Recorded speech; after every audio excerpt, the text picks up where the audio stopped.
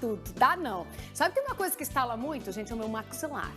Eu vou até fazer uma pergunta pro Dr. Thiago, só que tem a ver com essa relação que a gente tá falando. Gente, muitos procedimentos a gente encontra aí no Instagram, presencialmente na clínica, que a gente gosta mais, porque vários procedimentos a gente vê que são novos no mercado. Até alguns são estéticos, outros mais de forma simples, outros mais invasivos, outros menos invasivos, mas... Por exemplo, tem gente que tem um sonho de ter um implante, mas qual é o cuidado que você tem que fazer antes e depois de fazer o seu implante? Dr. Thiago Azevedo está aqui hoje para tirar minhas dúvidas, hein, meu amigo? Conte, vê que coisa boa! Obrigada por ter topado falar sobre essa pauta com a gente, porque, olha, antes da gente entrar nesse assunto, para falar sobre os cuidados e tudo mais, vocês aí de casa... Ficaram sabendo de um assunto que bombou na internet? A gente não vai mencionar muita coisa aqui não, mas só para fazer um alerta. Um rapaz foi fazer uma faceta numa clínica que ele confiava e tudo mais, e esse rapaz acabou falecendo. Hoje, o corpo clínico, né, ou seja, estão fazendo uma pesquisa, uma varredura para saber exatamente o que esse paciente teve, mas é um cuidado que serve de alerta pra gente, né, doutor Thiago? Qualquer situação que acontece, a gente tem que usar como alerta e como exemplo para aprender numa próxima situação. Mas ali, eu estava estudando esse caso também e a gente vê que não é exatamente a faceta que causou esse problema. Esse paciente tinha um problema periodontal, que é um problema comum para várias pessoas, e aí ele foi feito um tratamento estético em cima dele, mas talvez se ele não tivesse feito esse tratamento, tivesse feito outro, seria a mesma coisa. Às vezes ele estaria escovando o dente em casa e tinha causado esse tipo de infecção, porque ele tinha um problema odontológico que não foi tratado.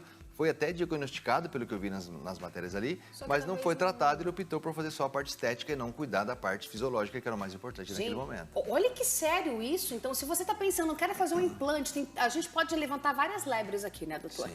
Por exemplo, será que eu posso fazer ou não posso? Se eu sou diabética, tenho sobrepeso, se eu tenho hipertensão, eu tive perda óssea significativa por causa de um trauma que eu tive, tudo isso são pontos para serem levantados também com muita atenção, né, doutor? Com certeza. Na odontologia, nada é absoluto. Então, você não tem uma contraindicação absoluta que você fala assim, você nunca vai poder fazer tal coisa. Você vai poder desde que você trate um problema prévio que você tenha, que seja diabetes, pressão alta, qualquer outra coisa. Ah, mas eu tenho pressão alta, não posso fazer implante. Pode sim. Eu tenho diabetes, não posso fazer faceta. Pode sim. O problema é você diagnosticar na anamnese, que é aquela entrevista que a gente faz no paciente. Exato. A gente identifica o problema que ele tem e a partir deste momento a gente faz a avaliação do qual o tratamento precoce que a gente tem que fazer inicialmente para poder adequar o meio para daí a gente poder fazer o que ele necessita fazer, o que ele quer fazer. Aí chegou lá no doutor e falou, beleza, doutor, eu quero fazer o implante, tá? Eu tenho um dentinho, ou 2, ou 3, ou 4, ou todos os dentes. E esse funciona como pré-operatório. O que a gente pode levar em consideração num pré-operatório? Tudo antes da operação. Tá, o guia de que vai ser feito de pré-operatório é a anamnese. Então a gente faz em primeiro momento a entrevista com o paciente para saber qual problema ele tem. Fuma, se não tenho tal coisa. Até é interessante você falar de cigarro. Se esse paciente fumasse, ele não tinha esse problema. Diminuiria a chance dele. Então a gente fala assim, o cigarro é uma coisa que pode complicar tudo. Às vezes, nesse caso, não. Depois a gente pode... As bactérias. Anota aí, pronto, uma pauta sobre esse assunto. Sim, porque ele teve um sangramento... que a bactéria que ele estava na boca, através do sangramento da gengiva que não foi tratada, levou para dentro do corpo e aí teve a septicemia, por isso que ele faleceu.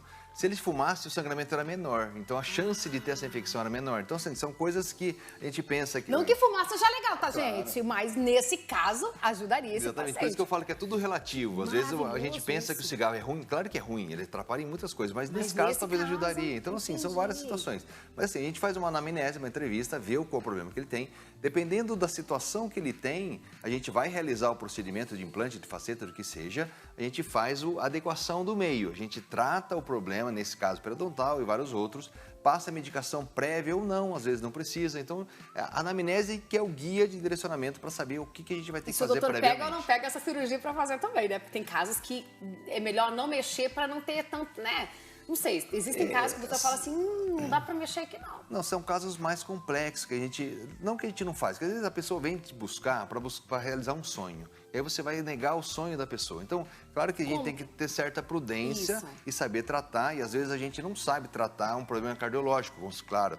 A gente tem um parceiro cardiologista que resolve, tem um parceiro endocrinologista que resolve a questão da diabetes. Então a gente sempre tem que ter uma equipe multidisciplinar, claro que não faz parte da mesma equipe trabalhando no mesmo local, mas a gente tem para quem indicar, para falar assim, olha, trata esse aqui primeiro para mim, depois você volta e a gente faz qual é o seu sonho. A gente realiza seu sonho, mas precisa adequar o meio através dos especialistas médicos em todas as outras áreas. E aí tem a questão do pós-operatório também, porque acho que o pós-operatório é tão importante quanto o comecinho, né, doutor, desse relacionamento. Claro, né? é que assim, quando a gente faz um procedimento, tudo que a gente faz tem um cuidado depois. Então você quebrou um dente, vai fazer uma restauração, você tem que cuidar. Você vai fazer um implante, você tem que cuidar para fazer com que dê tudo certo.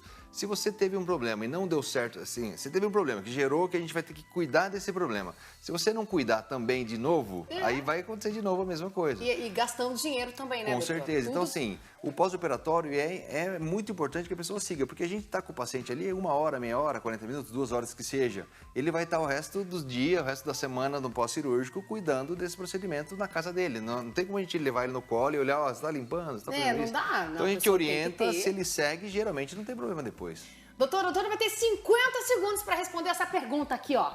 Procure o seu dentista se...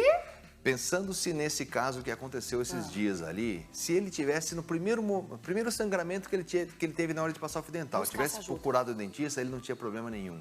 Então, assim, a doença periodontal é uma coisa que a cárie dói. Então, a pessoa tem dor, corre lá para resolver. A doença periodontal é um sanguezinho que tem ali, vai comer um pãozinho e fica meio avermelhado, vai fazer um bochecho depois que escova o dente sai um sanguinho ali na pia. E se a pessoa cuida disso, ele resolve. A boca faz parte do sistema estomatognático. Então, você tem vários problemas de saúde. A mulher vai no ginecologista a cada período. O homem tem um urologista. Ou tem uma dor e uma coisa resolve. Na boca, não. A pessoa tem uma dor e fala, vai melhorar sozinha, não melhora. Passa um tempo, piora. Quando chega no grave, vai atrás. Então, a prevenção, procure seu dentista para prevenção, não para resolver um problema que já está instalado. Por favor! É o nosso especialista respondendo. Procure o seu especialista, seu dentista, antes de você ter dor. Faça avaliação para não ter nenhum tipo de... Cuidado, né? Para você não vir a ter a dor. Não precisa ter dor, né? Se você fizer manutenção preventiva, até no carro você cuida, não vai cuidar de você. Doutor Thiago. E eu vou bater mais assunto, mais papo aqui com o doutor Thiago, já é rapidinho.